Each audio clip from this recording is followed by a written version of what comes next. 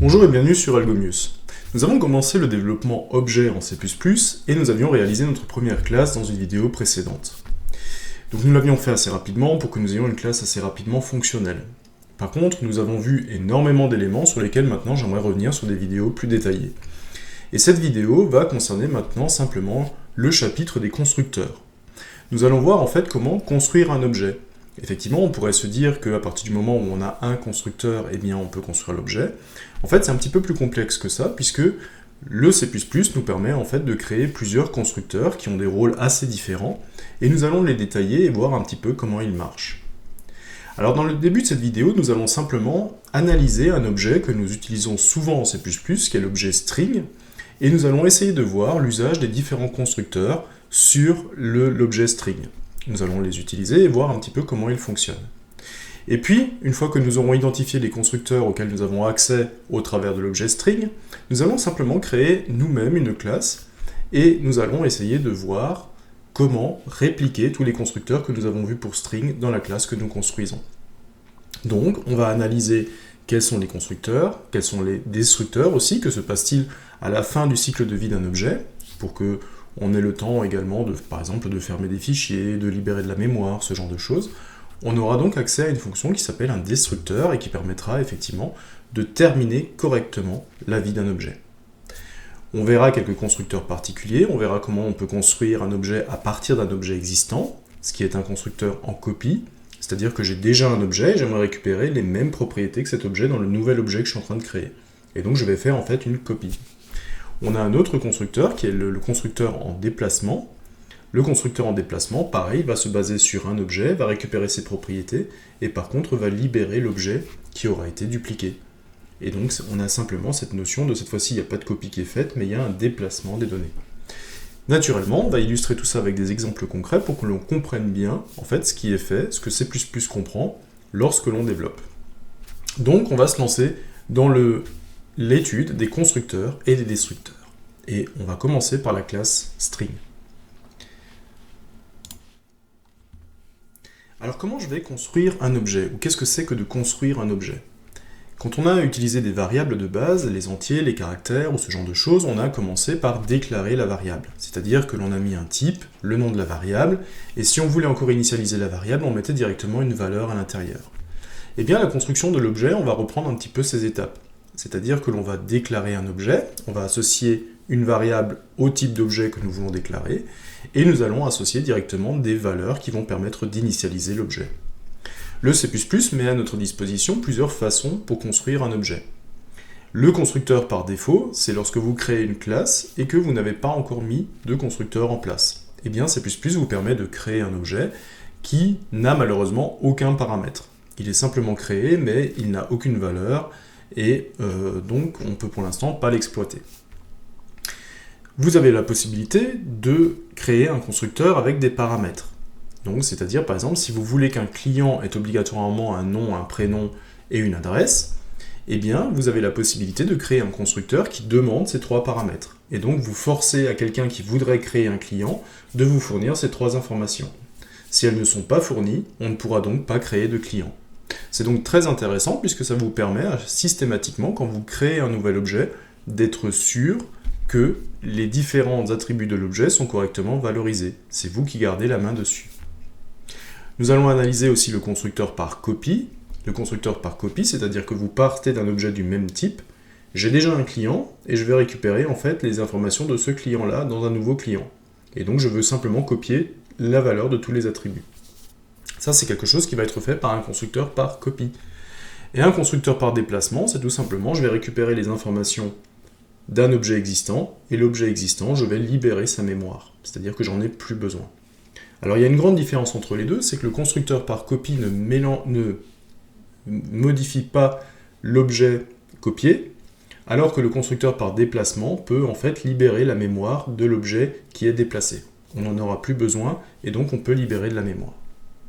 Il y a d'autres méthodes aussi pour valoriser un objet. Alors cette fois-ci, ce n'est pas de la construction, c'est de la valorisation. On peut recopier un objet dans un autre, en dehors d'un constructeur, et on peut déplacer un objet dans un autre. C'est exactement la même chose que l'on fait avec le constructeur, sauf qu'on peut le faire après, c'est-à-dire que l'objet a été créé, et puis l'objet a été créé, puis on lui recopie en fait les données d'un autre objet. où on déplace les données d'un autre objet. Alors ces deux derniers points dont je viens de parler, c'est pas vraiment lié au constructeur, c'est plutôt ce que l'on appelle la redéfinition d'opération, c'est-à-dire que on surcharge en fait l'opérateur d'affectation égale pour que celui-ci me permette de recopier des objets entre eux. Alors ça va pas faire l'objet de cette vidéo, hein, la surcharge d'opérateurs, ça fera une vidéo à part, puisque le sujet est assez vaste, et donc j'aimerais me limiter vraiment aux 4 constructeurs dont nous avons parlé là, constructeur par défaut, constructeur avec paramètres, constructeur par copie, et construction par déplacement. Alors ce que je vous propose de faire, tout simplement, c'est de voir comment fonctionne un objet que l'on utilise souvent en C++, qui est l'objet string. Alors l'objet string, il va avoir un constructeur par défaut, donc je lui donne aucun paramètre, un constructeur avec argument, je lui donne une chaîne de caractères, je peux recopier une chaîne de caractères en construisant une autre chaîne, et je peux déplacer une chaîne de caractères à partir d'une autre chaîne. Et donc on va regarder un petit peu comment tout ça, ça fonctionne. Alors je vais prendre ici un Visual Studio Code, et je vais me renseigner aussi sur la façon dont fonctionne l'objet string. Alors l'objet string, si je cherche par exemple sur ce site, c++.com, qui est un peu une référence du C++, et que je cherche en fait l'objet string, eh bien je vais m'apercevoir tout ce que je peux faire en fait avec l'objet string. Alors je peux récupérer sa taille, je peux récupérer sa capacité, je peux le vider, et ainsi de suite. J'ai plein d'opérateurs, mais ce qui m'intéresse ici, c'est dans la première partie, les fonctions membres. Ici, je vais trouver quelque chose qui s'appelle constructor. Et en cliquant sur constructor, vous allez voir que, alors je vais me mettre en C++ 11, en constructor, je vais essayer de zoomer un petit peu, vous allez voir tous les constructeurs disponibles pour string. Alors je peux construire string avec aucun argument, c'est le constructeur par défaut. Je peux construire un string avec une copie, ça c'est ce qu'on va voir aussi. Je peux construire string avec un move, un déplacement, et je peux construire string simplement avec un paramètre chaîne de caractères. Par exemple, c'est le prototype que j'ai ici. Alors après, il y a encore d'autres constructeurs, mais ce n'est pas des constructeurs classiques, c'est des constructeurs qui se basent plus sur des propriétés de la chaîne de caractères. Par exemple, on a un constructeur par substring, c'est-à-dire que vous pouvez construire une chaîne à partir d'une autre, mais en ne prenant pas toute la chaîne, en prenant seulement une partie. Bon, ça c'est quelque chose qui est déjà assez spécifique à la chaîne de caractères. Nous, on va s'intéresser surtout aux 4 fonctions par défaut, par copie, par déplacement et par paramètre. Donc on va regarder un petit peu comment ils marchent, on va regarder un petit peu leur prototype. Donc par défaut, j'ai pas d'argument. En donnant une chaîne de caractères, je vais créer un string. J'ai celui qui permet de déplacer et j'ai celui qui permet de copier. Ok, ça marche. On va essayer de voir si on arrive à mettre tout ça en place. Alors qu'est-ce qu'il me faut? Déjà pour pouvoir, dans mon programme, si je veux utiliser un string, je suis obligé d'insérer, de faire un include sur la bibliothèque string. Ça va me permettre de récupérer l'entête string.h, et donc à partir de là, je vais pouvoir utiliser toutes les fonctionnalités de string. Puisque je veux faire de l'affichage, je vais aussi avoir besoin de useStream qui va me permettre d'utiliser les cout et les cin qui vont me permettre d'interagir avec le programme. Enfin, ce que je vais prendre aussi, c'est dire que d'utiliser le namespace std de base, ça c'est une petite fonction qui dit simplement si tu ne trouves pas la fonction que tu essaies d'appeler, essaye de le voir si elle n'est pas dans la librairie standard. C'est simplement une petite aide, et ça m'évite en fait de préfixer toutes les fonctions de la librairie standard par std. Ensuite, je vais simplement créer ma fonction main. Voilà. Dans ma fonction main, ce que je vais faire, c'est que je vais déjà déclarer un string S1, et je vais utiliser en fait le constructeur par défaut dans lequel je ne donne aucun paramètre. Parallèlement à ça, je vais aussi afficher systématiquement les chaînes de caractères. Alors je vais simplement mettre des tirets autour parce que comme je vais avoir des chaînes vides, ça va bien me permettre de savoir où commence et où finit la chaîne. Donc là, je vais écrire L1, S1 directement. Alors pour ceux qui ne sont pas encore familiarisés avec l'écriture d'objets, puisque string est un objet, j'ai le droit d'utiliser le constructeur en fait exactement comme je le ferais avec un objet. Nous on a l'habitude de plutôt utiliser directement un signe d'égalité et de faire quelque chose comme ça, mais comme string est un objet, j'ai le droit d'utiliser en fait la notation constructeur-objet. Ok, donc là je lui donne en fait aucun paramètre. Donc comme on peut s'y attendre, si je compile chaîne.cpp et que j'appelle ça chaîne. Voilà, ça a compilé. Eh bien, vous voyez que ça ne m'écrit rien. Donc la chaîne a effectivement, l'objet existe, mais il a été créé en fait avec un paramètre vide, et donc en fait il ne contient aucune chaîne de caractères. Bon, ok, ça marche. Qu'est-ce que je peux faire encore maintenant? Je vais prendre C++, le deuxième que j'aimerais voir, c'est un string qui est en fait créé à partir d'une chaîne de caractères que je donnerai en argument. Alors c'est le cas le plus, je dirais le cas le plus standard que l'on trouve. Hein. Je vais donc déclarer un S2, et cette fois-ci, en fait, dans ma déclaration, je vais donc tout simplement mettre une chaîne de caractères.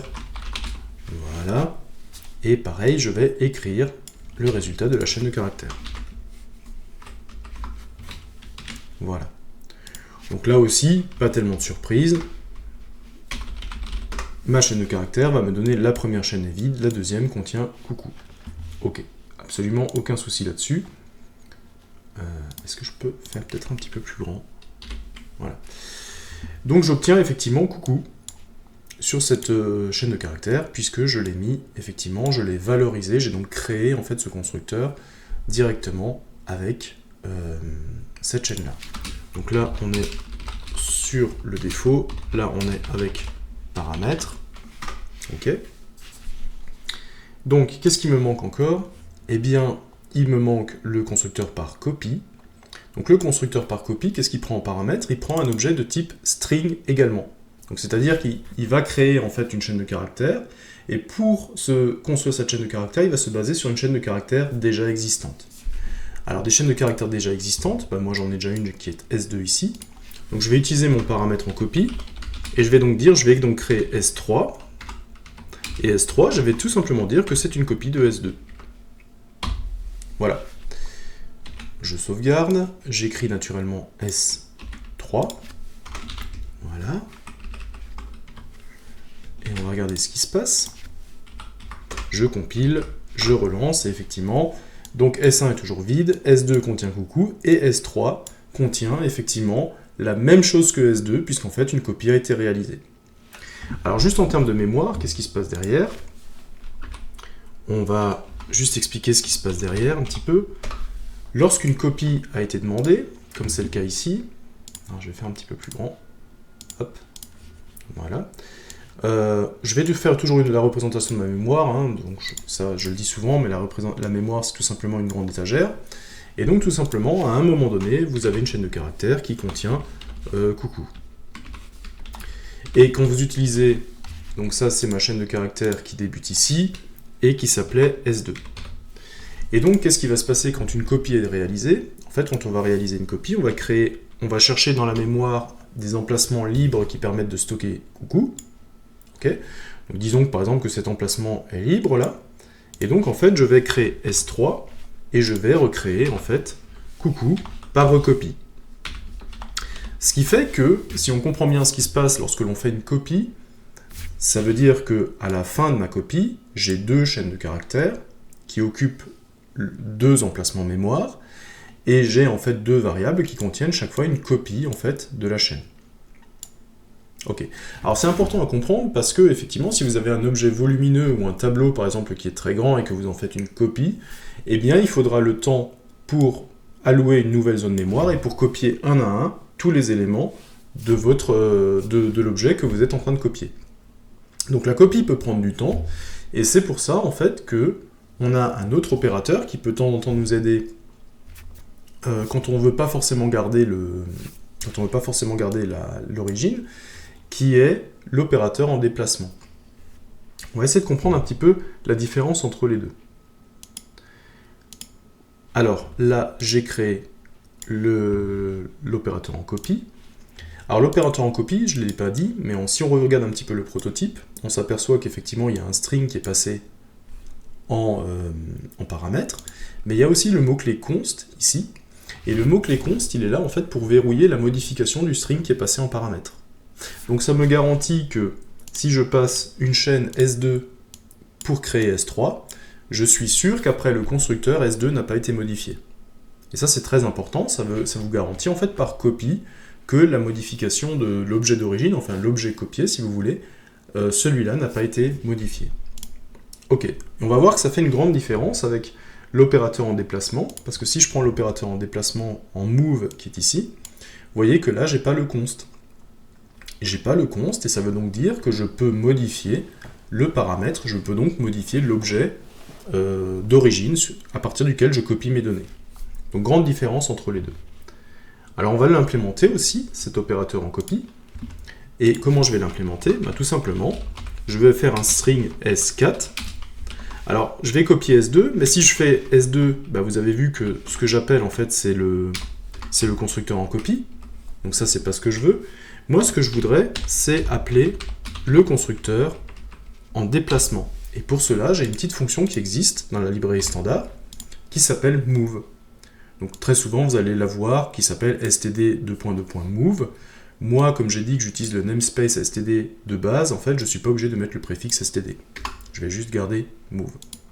Donc l'utilisation de la fonction move ici me dit simplement que c'est bien le constructeur en déplacement que je veux utiliser et absolument pas le constructeur en copie. Alors est-ce que ça va faire une différence? Eh bien on va afficher S4 et on va regarder ce qu'il y a dedans.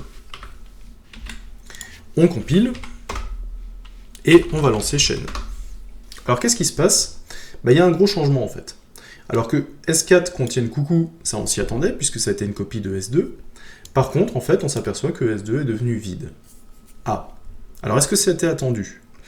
Oui, c'était attendu puisque effectivement le constructeur en déplacement, alors je ne vais pas continuer mais ça c'est copie et ça c'est déplacement. Le constructeur en déplacement, qu'est-ce qu'il va faire? Il va tout simplement valoriser S4 avec les données de S2 et à la fin, en fait, il va simplement libérer toute la mémoire qui est allouée pour S2. Ok, ça marche. Par contre, il ne va pas marcher comme la copie. Là, on avait une copie. Ok, je vais la prendre là. Et là, en fait, qu'est-ce qu'on a fait? On a créé, en fait, S4. Alors, S4, on n'est pas allé chercher une autre zone mémoire. Pourquoi? Tout simplement parce qu'on a dit que c'est pas la peine de chercher une autre mémoire, une autre zone mémoire. Je vais peut-être juste mettre les liens, histoire qu'on voit bien comment tout ça se passe. Hop. Donc, S2 pointe là-dessus. Voilà. On va peut-être faire ça un petit peu plus épais. Voilà. Donc S2 pointe là-dessus et S3 pointe là-dessus. Dans le cas du déplacement, on a S2 qui pointe là-dessus. Et dans le cas du déplacement, en fait, on n'a pas une copie à faire, puisque je sais qu'après, je vais me débarrasser de S2. Donc en fait, je ne suis absolument pas obligé de garder S2. Donc ce que je vais faire, tout simplement, c'est que je vais créer mon S4 qui est ici. Je vais faire pointer S4 sur la même zone mémoire que S2, donc ça veut dire qu'on a une optimisation à ce niveau-là, parce qu'il n'y a pas une recherche d'une nouvelle zone mémoire et il n'y a pas une recopie des données. Et à la fin, qu'est-ce que je vais faire? Tout simplement, je vais faire pointer S2 sur nul, pour dire, voilà, cette chaîne de caractères-là a été désallouée, et elle ne pointe plus sur rien. Et donc le fait que je ne suis pas obligé de conserver la valeur de S2 va faire en sorte, en fait, que ça va se jouer uniquement au niveau des pointeurs et je ne vais pas avoir de modification de la mémoire. Donc le move en fait va être beaucoup plus rapide que le copy, puisque j'ai pas de copie d'élément à élément à faire. Et donc quand on a des problèmes de performance de temps en temps, on peut se poser la question, est-ce que je peux pas remplacer par exemple une copie simplement par un move? Est-ce que je suis obligé de garder les deux? Alors dans quel cas on a besoin en fait d'utiliser une fonction move? Parce qu'effectivement on se dit, si j'ai déjà quelque chose dans une variable, pourquoi est-ce qu'en fait je transvaserais en fait les données dans cette variable? Eh bien imaginons que vous avez par exemple deux variables, genre V1 et V2, voilà, et ce que vous aimeriez, c'est dans votre programme, vous aimeriez garder, vous avez la possibilité de dire, alors ce sont des objets, ça peut être des objets complexes, vous avez la possibilité de dire par exemple que V1 est supérieur à V2, ou l'inverse.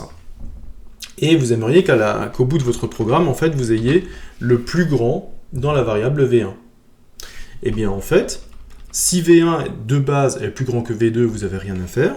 Par contre, si V1 est inférieur à V2, alors ce que vous pouvez faire, tout simplement, c'est que vous faites V1, et bien tout simplement, vous allez récupérer le move de V2. Alors je l'écris sous forme un peu algorithmique, F6. Et donc tout simplement, qu'est-ce qui va se passer? Eh bien, si V1 est inférieur à V2, la valeur de la variable V1 est inférieure à la variable V2, eh bien vous mouvez V2 dans V1. À la fin, après le fin si, vous avez la plus grande valeur dans V1, et si c'était la seule chose que vous vouliez, eh bien en fait vous vous en fichez de la valeur qu'il y a dans V2. Voilà, donc ça c'est le genre de cas où vous pouvez facilement utiliser un constructeur ou un constructeur, soit une affectation en déplacement, et ça va vous permettre de ne pas avoir en fait toute la copie qui est faite, et donc ça peut vous donner un gain de temps, une optimisation. Ok, ça marche. Donc on a vu les 4 possibilités, défaut, paramètres, copie, déplacement, et on a vu que ça fonctionne exactement comme on l'attendait. Donc ça marche bien. Donc ça veut dire que si ces 4 constructeurs existent, ça veut dire que je devrais pouvoir, moi aussi, quand je crée un objet, mettre en place ces 4 constructeurs. Bah, c'est exactement ce que l'on va voir.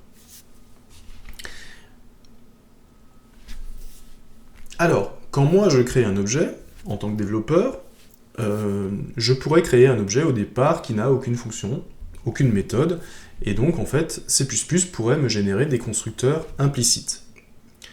Ça, on va le voir, quand on crée une classe et que l'on ne met aucun constructeur, vous allez voir qu'il est quand même possible en fait de créer un objet de cette classe avec un constructeur par défaut implicite qui est généré par le C++ sur lequel nous n'avons pas la main.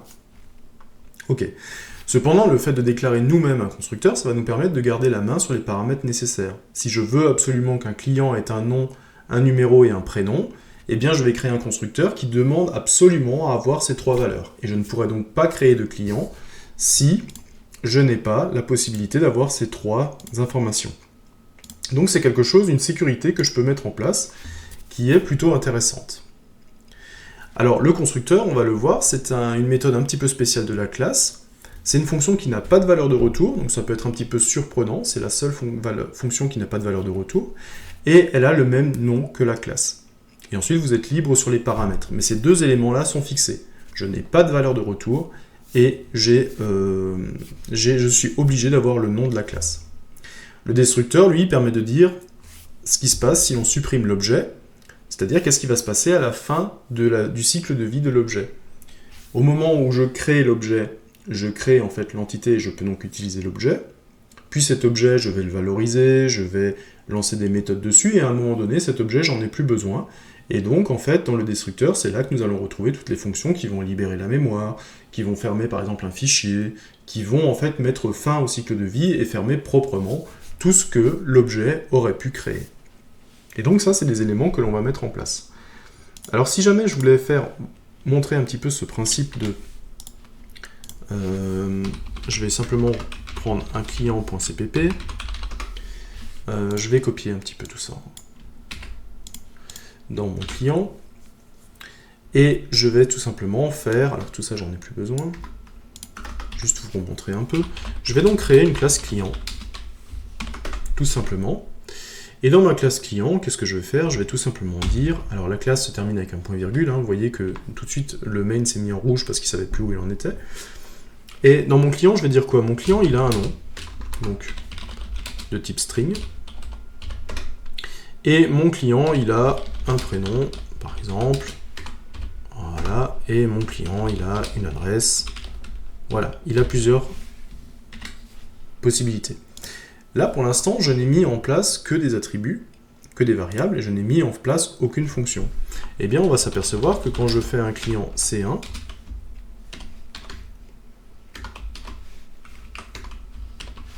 ici, voilà, je sauvegarde, je compile donc mon client.cpp et j'appelle client l'exécutable. Vous voyez en fait que l'exécution, la compilation et l'exécution ne posent aucun problème, j'ai donc pu créer un client. J'ai créé un client alors que je n'ai défini aucun constructeur, ça veut donc dire que C++ quelque part m'a généré un constructeur par défaut. Alors c'est une classe qui va être quand même assez limitée puisque les attributs ici sont en privé, donc je ne pourrais pas y accéder. J'ai aucune méthode pour modifier ces attributs, donc en fait ma classe elle est très limitée. Hein. J'ai juste pu créer un objet, mais un objet vide, dont je peux vraiment pas faire grand chose avec. Mais C++ n'accepte pas le fait qu'il n'y ait pas de constructeur, et donc en fait il en génère un pour qu'on puisse au moins créer un objet. Ok. Alors je pense qu'on peut quand même faire un petit peu mieux que ça. Donc, on a la possibilité de mettre un constructeur en place, et pour faire appel à un constructeur, C++ offre une syntaxe assez simple. Elle va reprendre un petit peu le principe de la déclaration de variable. Je vous rappelle que quand on voulait déclarer une variable entière A, on faisait un int A, c'est-à-dire qu'on mettait le type, et ensuite on mettait le nom de la variable. Et bien, quand vous avez un objet, on va simplement pouvoir mettre le type, le nom de la variable, et entre accolades, on va pouvoir mettre la liste des paramètres qui vont permettre de créer l'objet. Imaginons que je veux créer maintenant un objet de la classe client, contenant un nom et un numéro. Bon, là j'avais un nom et un numéro. Et bien tout simplement, je vais récupérer la syntaxe que je veux mettre en place. Ok. Alors on va essayer tout simplement de le faire avec ce client-là. On va essayer de mettre en place ces éléments pour mon client. Donc j'ai pas de constructeur pour l'instant.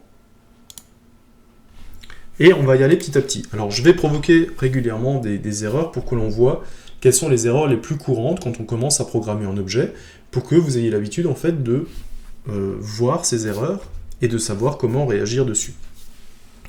J'ai donc en fait un constructeur à créer. Alors tout simplement, je vais créer un constructeur qui s'appelle client. Voilà. Et mon client, qu'est-ce qu'il a comme propriété? Alors je dois lui fournir un nom, un prénom et une adresse. Bon, donc c'est que mon constructeur, je dois lui fournir 3 paramètres. Un premier qui est un string, un deuxième qui est un string pour le prénom, et un troisième qui est un string pour l'adresse. Voilà les 3 paramètres de mon client. Ok, ça marche.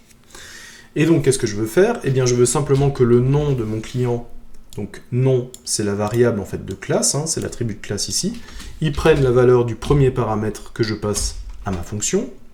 Le prénom va prendre la valeur du second paramètre que je passe à ma fonction, et l'adresse va prendre le troisième paramètre que je passe à mon client. Ok. Alors là, on s'aperçoit directement de quelque chose, c'est que, vous voyez que là, j'ai quelque chose de rouge qui apparaît, client rouge. Alors pourquoi ça marchait jusqu'à maintenant et maintenant ça ne marche plus? Eh bien tout simplement parce que C++ vous met à disposition un constructeur par défaut jusqu'à ce que vous en fassiez un vous-même. Maintenant que j'ai créé mon propre constructeur, eh bien il n'y a plus de constructeur par défaut. C'est-à-dire que maintenant le C++ n'accepte pas que vous créiez un client qui n'a aucun paramètre, alors que le seul constructeur connu a 3 paramètres qui sont 3 chaînes de caractères. Donc je vais créer un client. Alors le premier paramètre c'est le nom, le deuxième c'est le prénom, et le troisième c'est l'adresse. Ok. Donc j'ai 3 chaînes de caractères. Le premier c'est le nom. Hop. Je vais donc créer John Doe. Et adresse, il habite par exemple rue de la Paix. Voilà. Ok, je sauvegarde. C'est toujours rouge. Qu'est-ce qui se passe? Bon, alors là on me donne déjà une explication. Le constructeur est inaccessible. Ah. Donc ça veut dire que si je compile, je vais avoir un problème. Ouais. Alors on va simplement voir comment est-ce qu'on peut lire un message d'erreur. Ici le message d'erreur il s'inscrit en rouge. Donc en fait on a directement les yeux dessus. On vous dit quoi? On vous dit que dans la classe client, il y a un constructeur qui s'appelle client qui se base sur 3 chaînes de caractères. Ok. Par contre, il est en privé. Ça veut dire que si ce constructeur est en privé, il n'est disponible que dans la classe elle-même. Et donc, comme ici je l'appelle en dehors de la classe, je l'appelle dans le programme principal, en fait, il n'est pas accessible. Donc là, ce qui me manque tout simplement, c'est de dire, il faut que je rende en fait ce constructeur public, et c'est ce qui va donc me permettre de l'appeler. Maintenant, si je recompile et que je relance, alors je ne l'ai jamais lancé encore, je lance client, voilà, en fait maintenant ça fonctionne. Alors je ne demande rien à mon client, pour l'instant mon client a juste été créé. Ok? Mais on voit là comment tout ça s'est passé, c'est-à-dire que j'avais un constructeur par défaut qui n'est plus en place à partir du moment où je crée moi-même un constructeur, et le constructeur, eh bien, je dois le rendre public pour le rendre accessible en dehors de la classe dans laquelle il a été créé. Ok, ça marche. Alors, est-ce que j'ai oublié de parler de quelque chose? Alors au niveau, effectivement, vous n'êtes pas limité, alors ça je ne l'ai pas dit, mais vous n'êtes pas limité effectivement à un seul constructeur. J'aurais très bien pu créer un deuxième constructeur. J'aurais pu dire qu'un client, soit c'est un nom, un prénom, une adresse, soit mon client, l'adresse est facultative, et donc j'aurais pu dire, voilà, ben, quand on ne me fournit pas l'adresse, je récupère simplement le nom, le prénom, et dans l'adresse, je mets en fait la chaîne vide. Et vous voyez que j'ai deux constructeurs qui se basent sur deux paramètres différents, et quand vous allez appeler ou créer un client, c'est le nombre de paramètres qui va déterminer quel est le constructeur à appeler. Celui-là est appelé avec 3 chaînes de caractères, donc c'est bien ce constructeur-là qui est appelé. En fait, C++ va vérifier les types, ce qui fait que si je donne 2 chaînes de caractères et un entier, encore une fois, vous allez voir que là j'ai un soulignement rouge, et tout simplement, qu'est-ce que me dit le message d'erreur? Il me dit, en fait, il n'y a pas de constructeur qui prenne 2 chaînes de caractères et un entier. Donc du coup, je ne peux pas créer mon client. Alors soit il manque un constructeur, soit effectivement le client a été mal déclaré, les paramètres ne sont pas au bon format. Donc voilà les erreurs qu'on peut avoir lorsque l'on crée des constructeurs. Ok, donc la classe peut avoir plusieurs constructeurs si les signatures sont différentes. Alors quand je dis les signatures sont différentes, vous savez que le constructeur n'a pas de valeur de retour et doit avoir le nom de la classe. Donc en fait, vous n'avez pas le droit de jouer sur la valeur de retour et sur le nom au niveau de la signature. La seule option sur laquelle vous pouvez jouer, c'est le nombre de paramètres et le type de paramètres. Donc c'est ça en fait qui va faire que un constructeur est appelé plutôt qu'un autre. Alors ce que l'on va faire tout simplement, on va écrire maintenant une classe complète avec constructeur et destructeur, et on va se baser un petit peu sur l'exemple du HTML. Le HTML, c'est tout simplement un langage statique qui va nous permettre de décrire des objets en les entourant systématiquement d'une balise ouvrante et d'une balise fermante. Voilà. Donc on va simplement, alors je ne vais pas demander des notions poussées d'HTML, on va simplement écrire en fait une balise ouvrante, le contenu de la balise et une balise fermante, et on va utiliser la notion de constructeur-destructeur justement pour écrire ces balises-là. Ok, ça marche. Donc, je vais repartir sur ce que l'on avait déjà mis en place ici. Je vais créer un client qui s'appelle un fichier code qui s'appelle html.cpp. Je vais juste sauvegarder ça, histoire que j'ai pas... je vais reprendre un petit peu ce que j'ai là. Je vais vider ça. Et je vais reprendre en fait la classe ici. Donc en fait, tout ce que je vais faire, c'est que je vais créer en fait une classe balise qui va me permettre en fait de créer des balises HTML. Ok. Alors, qu'est-ce qu'elle a comme information, comme attribut cette balise? Eh bien, elle a un nom. Donc là, le nom de la balise, ça va être par exemple, ce que je veux vouloir faire, c'est d'avoir par exemple une balise HTML. Voilà. Ici, je vais avoir du texte et non. Je vais avoir du texte et à la fin, je vais de nouveau avoir la balise HTML qui se ferme. Voilà ce que je voudrais avoir. Donc, le nom de la balise, ça va être le HTML ici.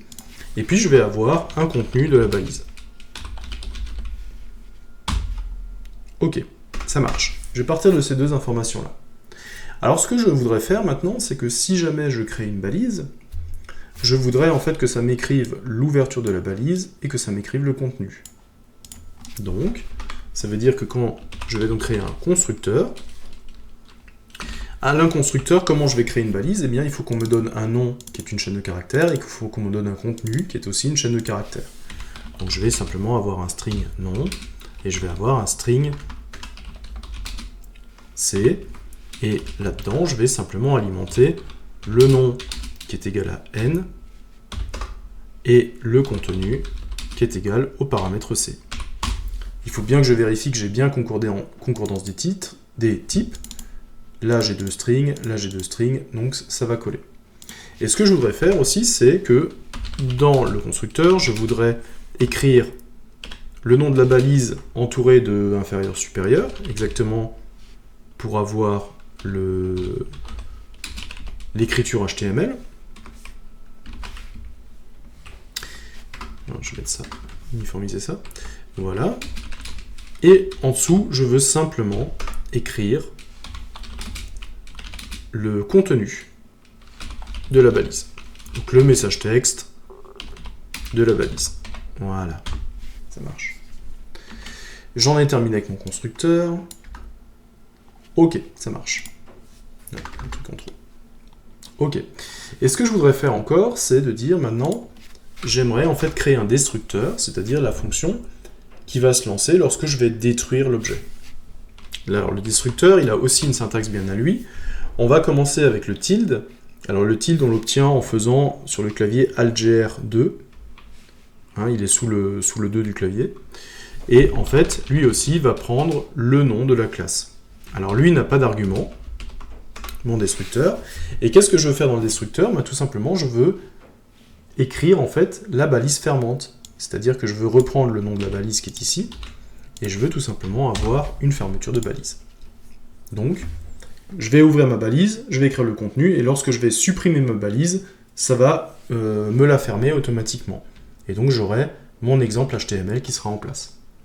Ok, ça marche. Bien, eh bien j'ai ma classe qui est en place. Donc, la seule chose qui me reste à faire maintenant, c'est de créer une balise, que je vais appeler B. Et cette balise, en fait, quand je vais la créer, elle va me nécessiter, d'après si je regarde le constructeur, elle va nécessiter que je lui donne un nom en type de chaîne de caractères et un contenu en chaîne de caractères. Donc le nom, je vais lui donner par exemple, je vais ouvrir une balise HTML, et le contenu, je vais mettre un super texte. Voilà. Est-ce qu'il me le prend? Normalement oui. Ah, ben voilà, je me suis encore fait avoir. Si je regarde le rouge, il me dit effectivement qu'il existe effectivement un constructeur qui se base sur 2 chaînes de caractères, par contre, il n'est pas public. Et donc, effectivement, il faut que je rende les constructeurs et le destructeur public pour que je puisse y accéder en dehors de la base. Voilà, le rouge a disparu, et je peux maintenant compiler html.cpp, et je vais appeler mon programme HTML. Oui. Voilà. HTML. Ah, alors là j'ai une grande surprise par rapport à ce que je m'attendais à faire, c'est que moi je n'ai créé, en fait, j'ai appelé que le constructeur. Ok, j'ai appelé le constructeur, et pourtant, je m'aperçois que j'ai la balise fermante. Alors ça peut être un petit peu surprenant parce que dans mon code, je n'ai absolument pas appelé le destructeur. On est d'accord que là, j'ai créé une balise B, j'ai donné les arguments, et pourtant, j'ai l'impression que mon destructeur a été appelé. Alors d'où est-ce que ça vient? Eh bien, en fait, ça vient du fait que, on en a déjà parlé, quand on a parlé de C et de C++ d'ailleurs, si jamais vous avez une fonction, par exemple, je vais écrire une fonction C, void f par exemple, toute simple, et dans cette fonction, je déclare en fait un entier a qui est égal à 5. Eh bien, on avait déjà vu qu'au niveau de la portée, cette variable a, eh bien, elle était déclarée uniquement dans la fonction, elle n'était pas connue en dehors, et au moment où on arrivait à la fin de la fonction, eh bien, tout simplement, cette variable a était libérée, c'est-à-dire que l'emplacement mémoire était libéré, et la variable a, en fait, n'était plus du tout connue. Et bien là, c'est exactement ce qui s'est passé. C'est que la balise B a été déclarée, en fait, dans la fonction main, qui est ici. Et quand on est arrivé à la fin de la fonction main, eh bien, tout simplement, on s'est débarrassé de la balise B. Mais en se débarrassant de la balise B, comme B est un objet, et que B est associé à un destructeur, eh bien, automatiquement, C++ a appelé le destructeur de B. Et donc, c'est ce qui nous a généré, en fait, le /html qui est ici. Donc, c'est quelque chose qui est plutôt bien fait. Ça permet, en fait, de ne pas appeler soi-même le destructeur. Le destructeur est systématiquement appelé à chaque fois que la variable que vous utilisez, la variable objet, est supprimée de la mémoire quand on arrive à la fin de la fonction. Donc, en fait, il y a très peu de cas où vous, en tant que développeur, vous avez, en fait, à supprimer vraiment physiquement à lancer en fait le destructeur d'un objet. Alors ça implique aussi autre chose, ça implique aussi que plus vous allez écrire des fonctions courtes, plus la mémoire va être mieux gérée. Effectivement, vous avez vu que le rangement ne se fait que quand vous arrivez à la fin de la fonction.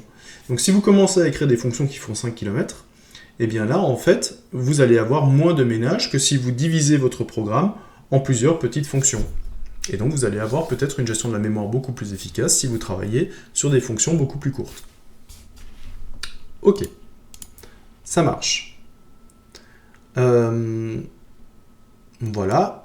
Donc, qu'est-ce qu'on peut en constater? Eh bien, on a constaté effectivement qu'on a créé une balise et que quand la fonction s'est terminée, le destructeur a été appelé automatiquement. Donc ça, c'est une bonne chose à connaître et c'est quelque chose qui va nous faire gagner effectivement beaucoup de temps. Alors effectivement, on a constaté que le destructeur était appelé à la fin du bloc, ou à la fin de la fonction, dans lequel la variable a été définie. À chaque fois que la variable n'a plus de raison d'être, eh bien, elle est supprimée de la mémoire et son destructeur est automatiquement appelé. Donc, si le destructeur existe et qu'il est bien en place dans la classe, eh bien, il sera appelé. Donc, dans la plupart des cas, vous n'êtes pas obligé, en fait, d'appeler le destructeur. Alors, on pourrait se dire, oui, mais moi, je suis développeur, d'habitude, c'est moi qui fais les trucs. Moi, j'aime pas que le C++ fasse des choses dans mon dos. Est-ce que si je voulais, je pourrais quand même appeler le destructeur? Bon, alors effectivement, on a la possibilité de faire ça. C'est-à-dire que si je crée une balise, je vais pouvoir la supprimer moi-même. Je vais pouvoir la supprimer avec quelque chose qui s'appelle la fonction delete. Sauf que, alors delete, déjà correctement écrit, sauf que, en fait, delete, B, vous voyez que ça ne marche pas. Pourquoi ça ne marche pas? Parce que ça me dit que l'expression que je dois supprimer par un delete doit obligatoirement être un pointeur. Alors pourquoi ça doit être un pointeur? Eh bien, c'est très facile de savoir pourquoi. Tout simplement, là, par exemple, j'ai une zone mémoire qui est pointée par S4. Et moi, ce que je veux faire, tout simplement, c'est libérer cette zone mémoire et faire pointer S4 vers quelque chose. Ça, j'ai tout à fait le droit de faire. Par contre, si S4 n'avait pas été un pointeur, mais avait vraiment été le libellé d'une variable, eh bien, ça voudrait dire que j'appelle le destructeur d'un objet et je lui demande de supprimer l'objet dans lequel se trouve le destructeur. C'est-à-dire, je demanderai à une fonction de supprimer l'objet dans lequel elle se trouve. Et là, en fait, ça ne peut pas fonctionner. Donc, on va passer par les pointeurs. Ce n'est pas vraiment un gros problème. Hein. On va simplement dire que balise maintenant, balise B n'est plus une balise, mais B est un pointeur sur balise. Et donc, là, j'ai quelque chose de rouge qui apparaît également. Ça me dit que voilà, il y a trop d'initialisation. Ok, c'est pas grave. Tout simplement, pour obtenir un pointeur, je suis obligé de passer par une autre syntaxe, qui est tout simplement de dire, voilà, je vais déclarer B comme une new balise, et new balise, en fait, va me rendre, en fait, va créer un objet de type balise, et va me renvoyer automatiquement le pointeur sur la balise. Donc balise, maintenant B est un pointeur, je récupère new balise avec exactement les mêmes arguments, donc il va appeler exactement le même constructeur, sauf que, effectivement, une fois la balise créée, je vais récupérer un pointeur sur la balise. Et maintenant, je peux faire un delete. Alors, comment je peux m'apercevoir que le delete a été fait correctement? Tout simplement, je vais écrire ici, je suis toujours dans le main, et normalement, on va bien s'apercevoir que la fin de la balise HTML, elle va bien être avant le message que je rajoute. Donc, ça veut dire que la suppression aura été faite avant la fin de la fonction main. Donc, si je relance HTML, voilà, vous voyez que cette fois-ci, le HTML, donc ça, les deux premières lignes ont été faites dans le constructeur. Celle-là a été faite dans le destructeur, donc elle a bien été appelée, le destructeur a été appelé avec la commande delete. Et vous voyez que là, je suis toujours dans le main. Donc ça veut dire en fait que le destructeur a été lancé avant que la fonction main prenne fin. Ok, ça marche. Donc là, on a déjà compris un petit peu comment fonctionnent les différents objets, comment fonctionne notre constructeur de paramètres et notre destructeur. Ok, alors maintenant, on avait encore vu deux autres constructeurs avec l'objet string. On avait vu le constructeur en copie et le constructeur en déplacement. Eh bien, je vous propose d'ajouter ces deux constructeurs à notre objet balise. Alors, comment est-ce que ça marche? On avait vu avec string qu'on avait un constructeur et on lui donnait un paramètre qui était également un string. Donc on lui donnait en fait un autre objet exactement de la même classe, du même type, et on devait en fait recopier les éléments de l'origine vers la cible. Eh bien, cette mécanique, elle peut être mise en place dans n'importe quelle classe, et on va essayer de la mettre en place dans notre balise. Alors, on va devoir les mettre en place. Et la différence entre la copie et le déplacement, c'est tout simplement que je ne veux pas que lors de la copie, l'élément d'origine soit modifié. Donc je vais le bloquer, et c'est le fameux mot-clé const qu'on avait vu qui va me permettre justement de faire ce blocage. Dans le déplacement, je veux pouvoir libérer la mémoire, par contre, de l'objet qu'une fois qu'il sera déplacé. Donc il va y avoir une différence dans la signature de ces deux méthodes. Alors on va commencer par s'intéresser au prototype de construction par copie, et donc on va retrouver la classe, puis on va retrouver le const, on va retrouver la même classe, donc si je veux copier un client, je vais devoir avoir un client en paramètre. Si je veux avoir une balise, je vais devoir avoir une balise en paramètre. Et je vais avoir le const qui va me dire que je ne peux pas modifier l'objet copié dans cette méthode, et je vais avoir le e-commercial qui va faire la signature pour que C++ comprenne bien que je suis dans un constructeur en copie. Alors ça, simplement, c'est quand C++ reconnaît cette signature, je suis dans une classe, le constructeur s'appelle comme ça, et le paramètre que je donne est la même classe const avec un e-commercial, c'est comme ça que C++ identifie en fait un constructeur en copie. Ok. Donc, comme tous les autres constructeurs, le nom de la méthode, c'est le nom de la classe. Il n'a pas de valeur de retour. Et il va simplement prendre un objet constant de la classe en paramètre. Ça marche. On va essayer de mettre ça en place, et puis on va regarder comment ça fonctionne. Donc, si je regarde bien en tête celui-là, ça veut dire que... donc ça, c'est le constructeur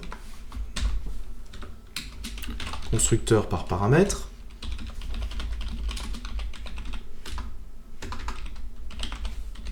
Constructeur par paramètre. Maintenant, on va s'amuser à faire un constructeur par copie.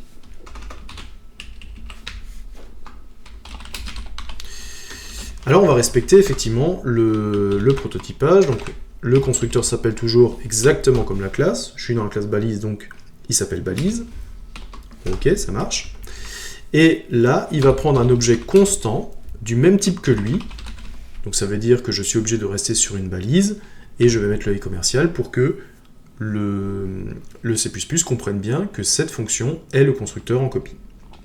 Ok, ça marche. Donc qu'est-ce que je vais faire dans ce constructeur en copie? Eh bien tout simplement, je vais copier les éléments. Donc je vais donner un nom à mon paramètre, je vais l'appeler par exemple B, et je vais dire en fait tout simplement que le nom ici, cette fois-ci, je vais récupérer le même nom que j'ai dans mon paramètre B. Et je vais récupérer aussi le contenu, et le contenu, c'est le même contenu que le contenu que j'ai dans mon paramètre B. Voilà. Ouais, c'est bon. Ok, ça marche. Alors comme je suis dans un constructeur, j'avais pris le parti de décrire l'ouverture de balise dans mon constructeur, donc je vais le faire aussi. Hein. Alors, c'est pas tellement... Voilà. Effectivement, là j'ai dupliqué ces lignes, hein, c'est vraiment pour cet exemple, pour montrer comment ça se passe. Hein.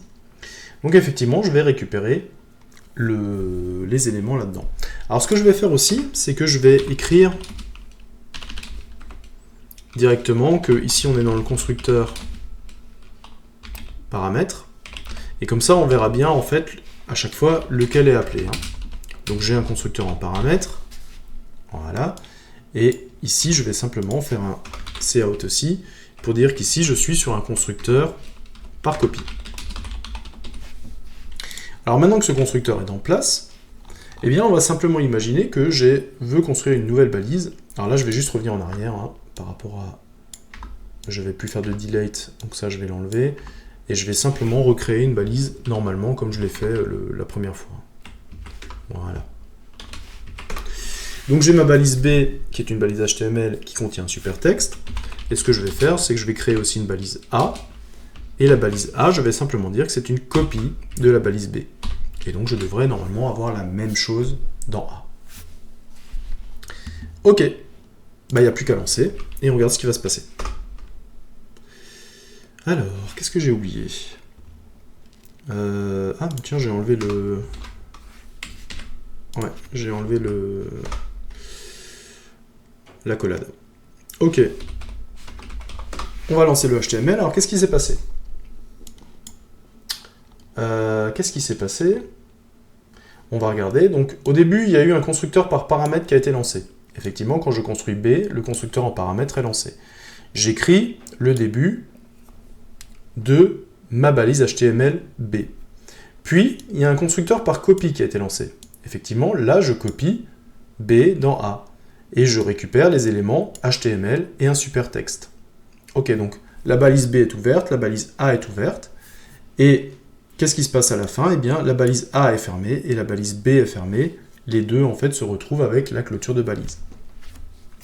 Ok, tout a l'air de fonctionner. Donc, il a bien compris que la première ligne, c'était l'appel du constructeur en paramètre. La deuxième ligne, c'était bien l'appel du constructeur en copie. Donc, j'ai bien mon constructeur en copie qui fonctionne exactement comme je le voudrais. Ok, ça marche. Et donc, j'ai bien pu, effectivement, maintenant, je peux construire une balise en recopiant, en fait, une balise existante et en récupérant les différentes propriétés d'une balise existante. Dernière chose que j'aimerais faire maintenant pour améliorer encore mes éléments de balise, j'aimerais ajouter un constructeur en copie. On a mis un constructeur en copie de la classe balise. Maintenant, ce que j'aimerais aussi, c'est ajouter un constructeur en déplacement. Donc là, on est encore sur le constructeur en copie, ça on vient de le voir. On crée la copie de balise. Ok, ça c'est bon, on vient de le faire. Donc maintenant, ce que j'aimerais, c'est m'intéresser au constructeur en déplacement. Alors le constructeur en déplacement, il va avoir un prototype un petit peu différent. Cette fois-ci, on va toujours, comme c'est un constructeur, il va toujours garder le nom de la classe. Cette fois-ci, dans les paramètres, il n'aura plus le const. Pourquoi il n'a plus le const? Parce que cette fois-ci, je peux modifier simplement l'élément paramètre. Je peux par exemple libérer la mémoire de l'élément paramètre pour que l'élément paramètre ne stocke plus en fait des informations. Donc, on va écrire maintenant ce constructeur en déplacement et on va essayer de respecter les règles qu'on se fixe. Donc, il a le même nom que la classe, il prend en paramètre un objet de classe, pas du tout const, avec deux et commerciaux qui se suivent pour que le C++, une fois de plus, puisse se baser sur la signature pour bien comprendre que c'est ce constructeur-là qu'il doit appeler en cas de déplacement. Ok, ça marche. Et donc on va essayer de voir aussi quelle est la différence avec le constructeur en copie. Donc, ce qui me manque ici, c'est mon constructeur en déplacement. Alors, je vais réduire un petit peu ça pour l'instant. Donc, mon constructeur en déplacement, par déplacement. Alors, je vais prendre... donc, cette fois-ci, il s'appelle toujours... C'est un constructeur, donc en fait, il va toujours se baser sur le nom de la classe. Ça marche, ça ne change pas. Il va prendre une balise, mais qui n'est pas constante, et il va prendre deux et commerciaux, tout simplement pour bien comprendre que on est sur un constructeur en déplacement. Donc ça, c'est ce qui va permettre à C++ de bien comprendre en fait quelle fonction appeler dans quel cas. Je vais de nouveau donner un nom à mon paramètre. Et qu'est-ce que je vais faire là-dedans? Je vais déjà expliquer que si je suis ici, je suis en fait dans un constructeur en déplacement, par déplacement.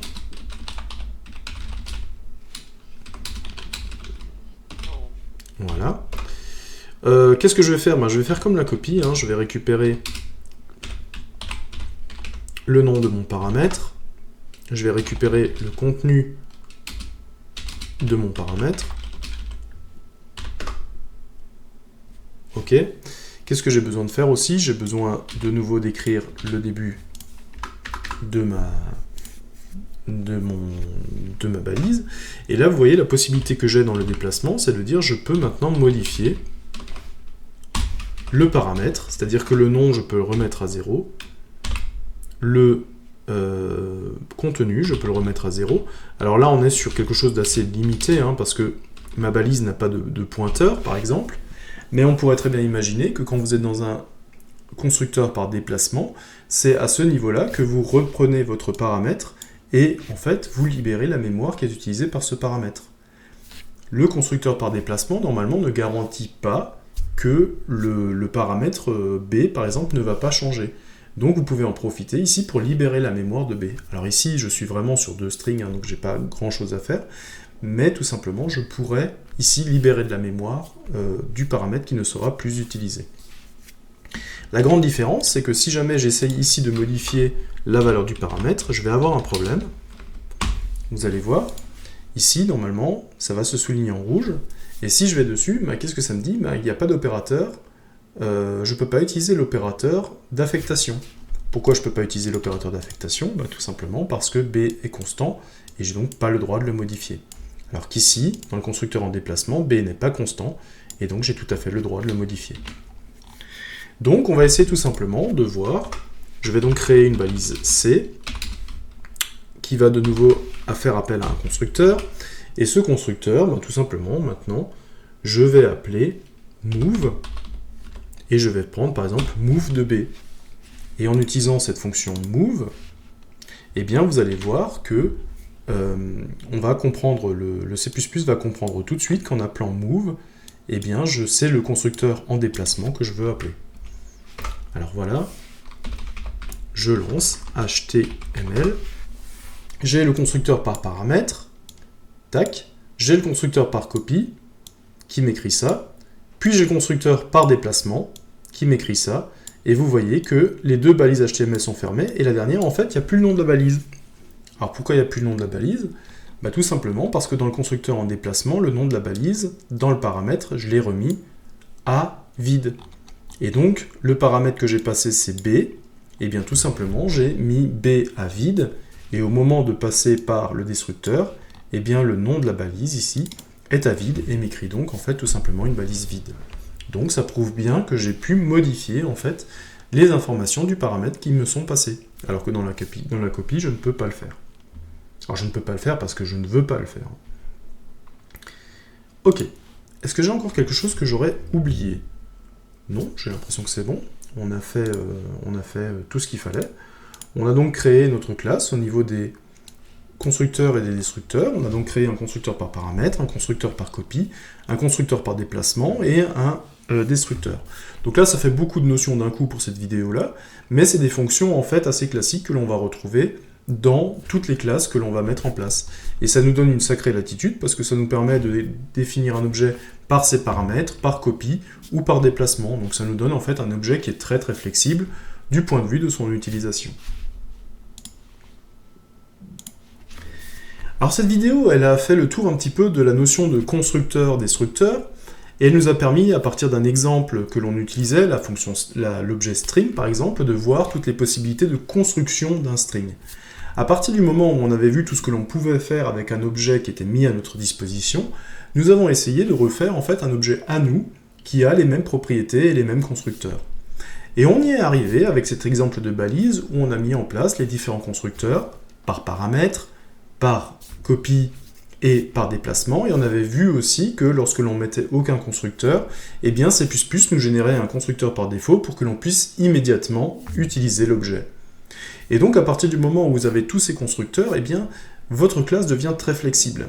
Elle permet rapidement de faire des copies, elle permet rapidement de faire plein de choses, et ça c'est quelque chose de très intéressant, puisqu'on va pouvoir, plus votre classe est flexible, plus elle va pouvoir s'adapter à des problèmes très différents.